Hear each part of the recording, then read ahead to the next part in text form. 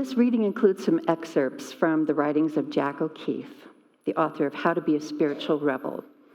And she shares this: spiritual integrity demands a considerable depth of self-awareness and an uncompromising willingness to be authentic. It requires us to unconditionally love ourselves. And when we are in spiritual integrity, we are naturally willing to support our personal and our human evolution. We are this: open, honest, vulnerable, available, humble, and reliable. We are motivated to become better versions of ourselves. We are drawn to learning and to growth. We're curious about other people's points of view. We're open to diversity, embracing humanity. We engage in ongoing self-honesty, taking responsibility for our blind spots. We apologize, we forgive with ease. We're naturally kind and we do the right thing. We show up. We operate from the heart. Because our direction comes from an inner state of authenticity, we're internally undivided.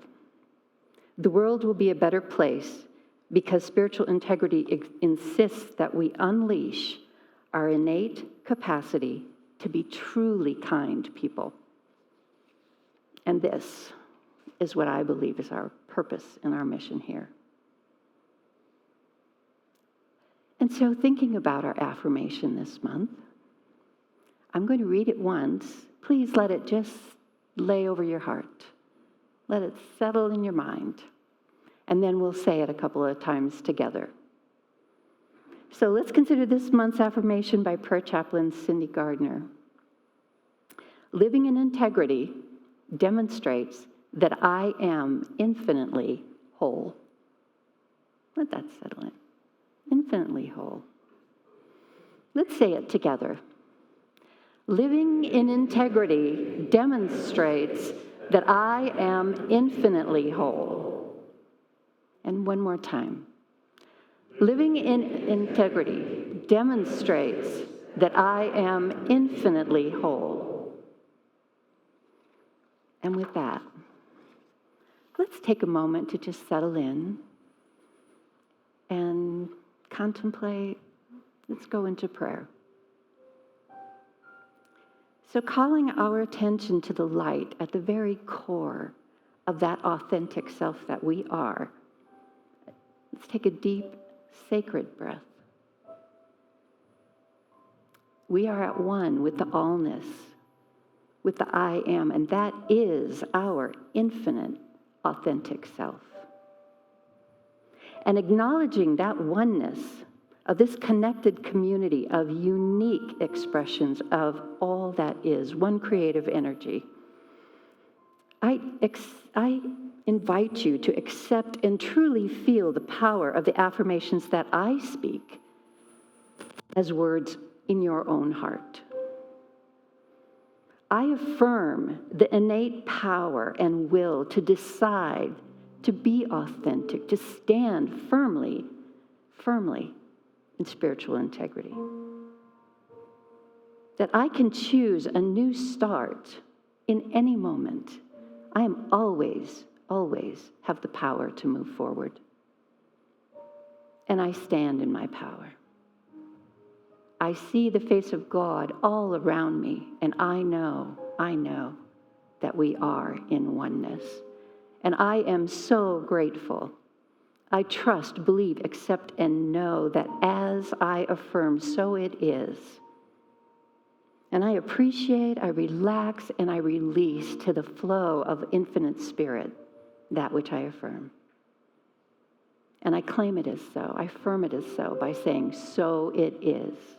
Amen. Thank you for bringing this glorious music to this community. It's time. This is This is a summoning of the soul. The idea of it being time, it is a summoning of the soul. It's not just a lyric, but it is a metaphysical declaration. Do you feel like it's time? And so it is. Goodbye.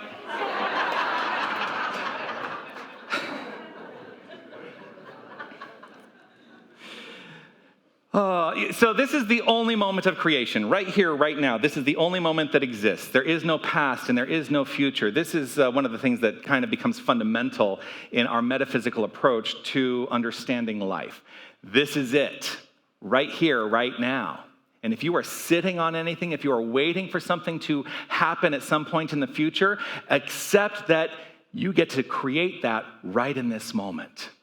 This is the only moment of creation, and so let us live it fully in integrity, aligned in thought, in word, and action, all flowing from the same spiritual center. What we teach here is that we are each and every one of us the center and circumference of the divine. We are each and every one of us the center and circumference of God. There's no place where God is not, and so we are part of that infinite wholeness. It is time, as far as I'm concerned, to accept that more wholeheartedly and let that be the point of view from which my life unfolds. How about you? Yes. To live in integrity is to be willing to be, as the song says, the universe in ecstatic motion, the blinding, shining diamond you've been disguising. Oh gosh, what have I been disguising in my life? A consciousness of integrity reveals what is underneath all the stuff that we like to put on top of it, that we are divine presence, so let us stop playing small. It is divine shine time. That's the title of today's message, Divine Shine Time. It is time, it is time, it is time. Today is a day that we also, of course, honor mothers. And so, yes, once again, happy Mother's Day to everyone who has a mother, is a mother, has a feminine divine aspect that is flowing forth, that is a nurturing aspect, because that is part of each and every one of us. So let's honor the mother presence that is present within each and every one of us. And I am so grateful for the mothers in my life. I've had many mothers in my life. That's a whole other talk.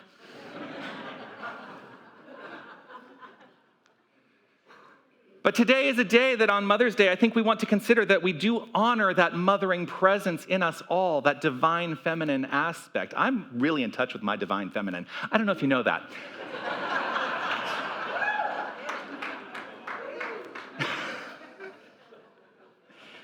It's time.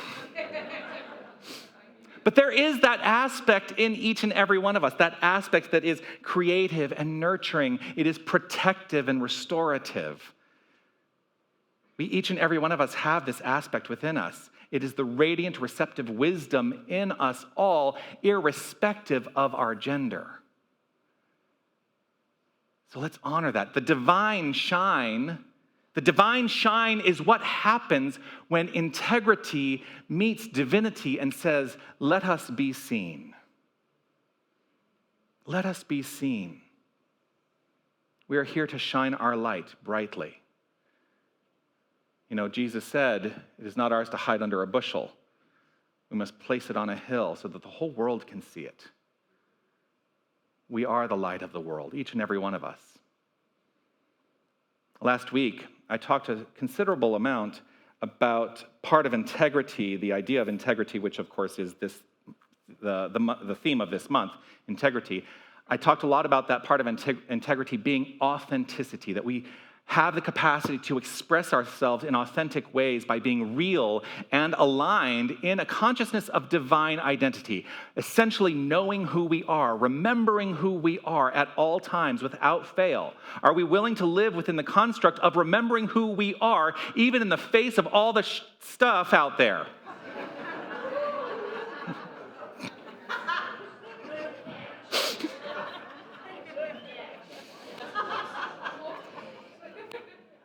It's very rare that almost happens.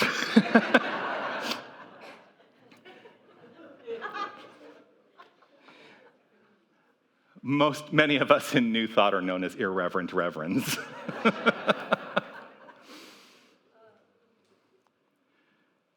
The idea of divine authenticity, of divine integrity, of allowing ourselves to shine our divine light is to ask perhaps this question: does what I say match the manner in which I am showing up in the world?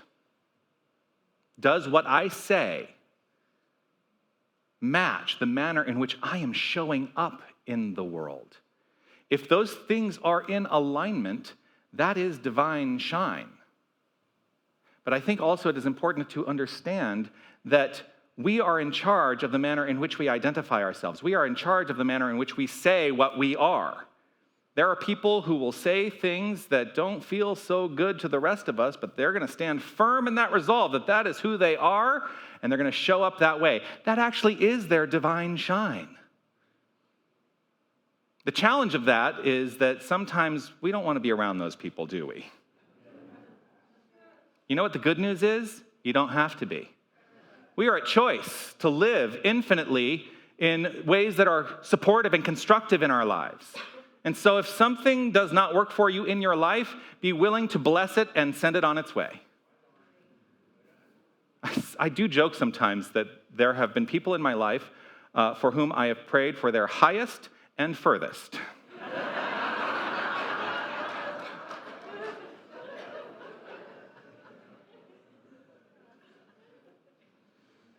This divine shine, which I do equate that shine in some ways to that divine feminine. This divine feminine does not force. You know, when you sing the song, "Here I Stand in My Power," sometimes we equate power and force, and that song does not talk about force at all. It says, "Here I stand with the understanding of who I am to such a degree that it cannot be denied by myself or anyone else." That is not a forceful statement. It is an easeful, graceful statement. And if we are all willing to step forth from that point of view, that we don't need to force anything to happen, we can allow our lives to unfold gloriously, living in integrity. When we are living in integrity with it, our soul cannot help but shine. I just take that in because it just feels good to me. It just feels good to me. I struggled for a while with that aspect of myself. As most of you know, I am part of the LGBTQIA community, and this wasn't really part of what I was planning on talking about today, but it's coming up through me, so here we go. But I think about, growing up here in Tucson. I was born and raised here in Tucson. I think about growing up here and the experiences I had growing up as a teenager in high school in the 1980s, which was a very challenging time for the LGBTQIA community in terms of what people thought about in the world and in this particular culture in this country. It was really a challenge. And so I would hide my light. Because how could I possibly allow that light to shine forth because of what I thought I might receive in response to that light that might be detrimental to my well-being? But I'll tell you what, when I finally, at the age of 18, decided that I was not going to hide that light any longer, boy, what a difference it made in my life.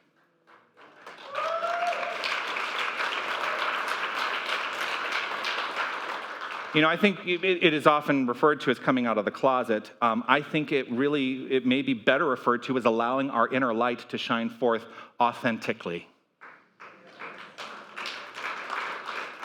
To let go of this notion that we need to hide anywhere inside a little room or inside a closet. We must allow ourselves to shine brightly and trust and know that the right and perfect people will always be in our sphere, and there will always be support, and there will always be magnificent love abiding in that interaction. The lyric of the song offers this: we need your heart.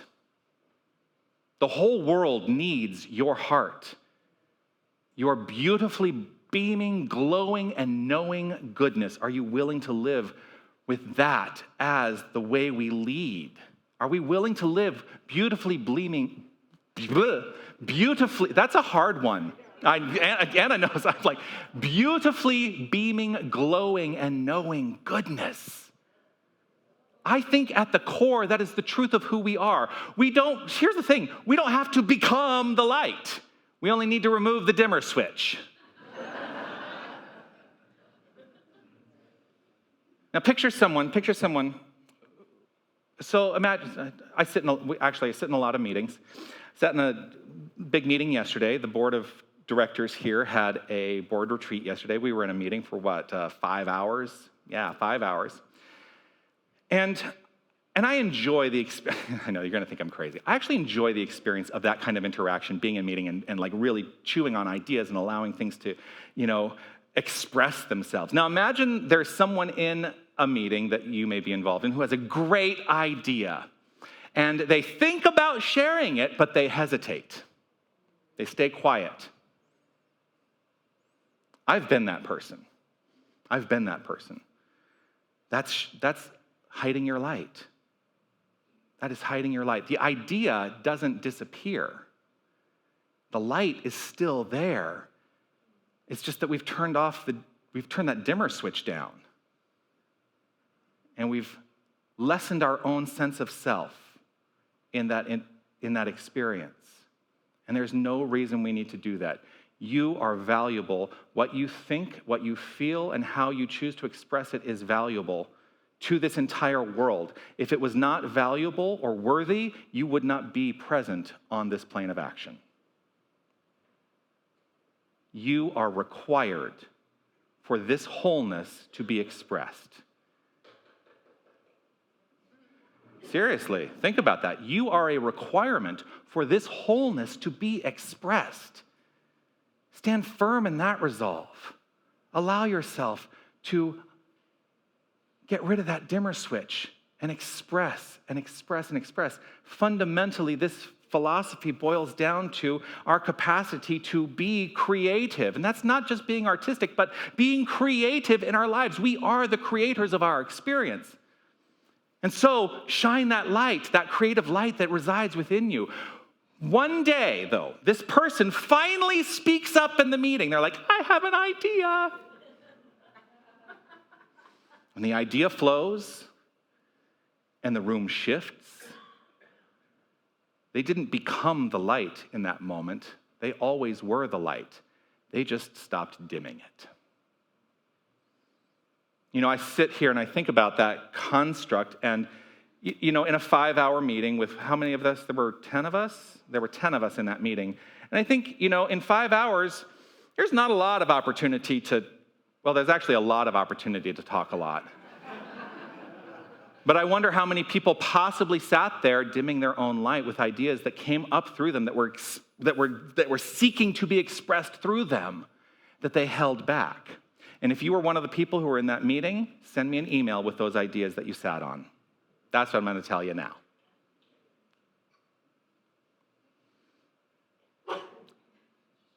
Isn't it time that we figured it out? The lyric says, it's time we figured it out.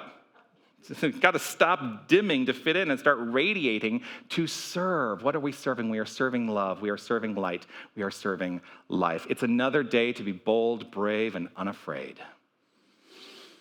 I love lyrics like this. I get so jazzed up by lyrics like this. It's like, yes, be bold, be brave, be unafraid. On my wall in my office, I have a wooden carving plaque that was given to me as a gift by the prayer chaplains of this community.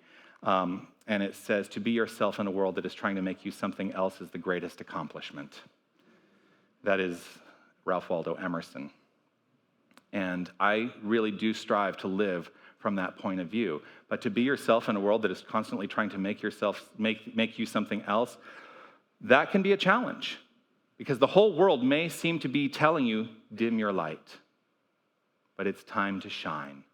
Living in integrity may not always be easy, and it may take courage to be consistent with that divine identity that we claim.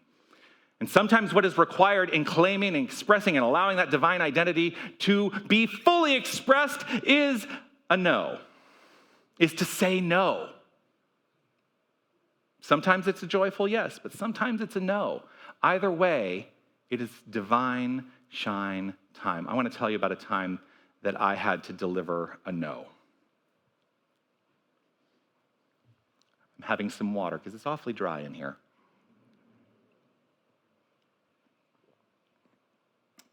So I mentioned earlier that I was first licensed as a minister in 2011. And when I was going through my ministerial studies, I was working for my spiritual center as the administrator. That was I worked there for about 6 years. And it's funny because it has a very dominant place in my memory, so it feels like I was there for a lot longer. But I was only there for 6 years. I've been here for over 5 years now. And so it's like, wow, that was a pretty, well, all right. I mean, it's a very significant period of my life. And I remember in 2011, summer of 2011, I had completed my ministerial studies. I had written my written exam for ministerial. And I knew that I had passed that exam. By the way, that exam took me 8 hours to write. So I knew that I passed the exam, and I knew that the next step was to go to the intensive week and to go through an oral panel. I mean, it's like you're sitting down, getting a degree, and you're being grilled on your thesis. So I knew that that was coming up. And my senior minister, that was senior minister of my community that I was serving at the time as the administrator, we were driving to an event at another spiritual community. One of our colleagues was getting her doctorate. And as we were driving down I was living in Los Angeles area at the time. So we're driving from the valley down to Redondo Beach. And as we're driving down the 405, the 405. Gives you a lot of time to chat. We're driving down, and I just kind of said, there's going to come a point, I said to my senior minister, there's going to come a point where I'm going to have to resign as the administrator, because if I'm going to step fully into my identity as a minister, I can't continue to be the administrator, because it will be challenging for, I think, the community around us to acknowledge and accept that I am now a minister when they have only ever understood me as the administrator. And so there's me stepping forth and saying, no, I am not willing to continue with this. But no simply means next opportunity. So I was setting myself up for that next opportunity by saying no. Now, I was a little non-committal about it on that drive down, but then I heard something in the ceremony, the doctorate ceremony, and it struck a chord within me. And as we were driving up, I said, I'm going to be submitting my letter of resignation tomorrow. I had no idea what was ahead for me on the other side of that resignation. I did not have any employment lined up. Nothing. I had nothing. A little bit of fear there, right? Woo! So I finish out that time. I think I gave like 4 weeks notice, and then I had some accrued PTO, which allowed me to basically get right up to the week of my ministerial intensive and my oral panel. So it's pretty well cared for, totally fine. I go to the panel, I pass my panel, and we open up our letters. That was a time when they didn't just tell you, yes, you passed. You had to get a letter the next day, and you open it up, and it either said you passed or you didn't. So I open it up, and it says you passed. Yay! I posted on Facebook, I passed. And a friend of mine who was living in Toronto, who had been a member of that community and was now a member of a spiritual community in Toronto, wrote back on that post and said, congratulations, our minister resigned 2 weeks ago and we need a new minister.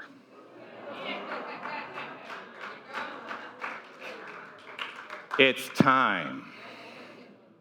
I won't say that there wasn't a little bit of fear that came up in me around that idea, but I wrote back and I said, consider me a candidate, and that is what took me to Toronto, because I was invited to be the senior minister of that community.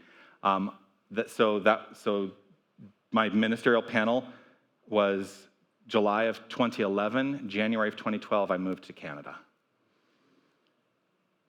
Resigning my role in anticipation of ministry ultimately allowed that new path to be illuminated. I do believe, this is my belief, I do believe had I not done that, had I not offered that next opportunity for myself, that opportunity in Toronto would not have presented itself to me. But I had to open up the possibilities for myself. We shine brighter together. We all shine brighter together. I think about the Christmas Eve service when we all lit our candles, and I watched the room slowly illuminate with all the candles that were being lit throughout the room, and how bright it got in here, even with the lights basically all turned off. We shine brighter together. Our radiance is communal. Can we accept an invitation to connection and cooperation over competition? Because that's another aspect of what it is to be shining our light and to be in integrity. It is time that we connect and cooperate and let go of competition. If we support each other in our shine, we inspire others to shine. That's the truth. Divine shine time is more than a metaphor. It's a calling, and it is time to stop waiting and time to start radiating. You are the light of the world, each and every one of you. Each and every one of us. We are the light of the world, and the world needs your brilliantly beaming, glowing, and knowing goodness right now. The world needs it right now. And so I invite you, as we complete this message here today, I invite you to repeat this after me. I answer the call. I answer the call. I live in sacred integrity. I am the light of the world. I am the light of the world. And it's divine shine time. It's divine shine time. Peace and blessings. You are magnificent.